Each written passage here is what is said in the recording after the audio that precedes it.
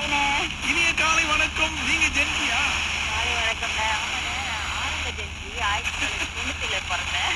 சொல்லி கேளு. ஆமா. எல்லாமே வந்துட்டு சொல்லுவாங்க, ஜென்சி கூட வேலை செய்றது தான் கஷ்டம்னு. ஆனா வந்துட்டு எங்களுக்கு ஜென்சி தான் வந்துட்டு அந்த கீழ ஜென் என்னது?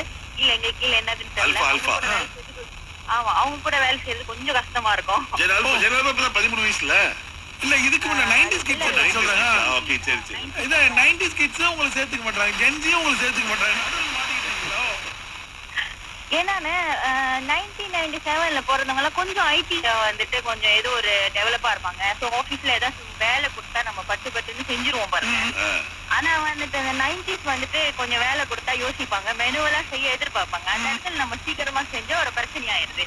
ஓ ஓ 90s இப்ப நீங்க கம்ப்ளைண்ட் பண்றாங்க இவங்க 90s கிட்ஸ். ஜென்சி அடி கம்ப்ளைண்ட். ஆமாண்ணே. ஏன்னா வந்துட்டு என்ன டைம் லைன் கொடுக்காம வந்துட்டு சீக்கிரமா செஞ்சு முடிச்சிடுறீங்க, டிமாண்ட் பண்றீங்க அப்படின்னு ஜென்சியை கம்ப்ளைண்ட் பண்றாங்க.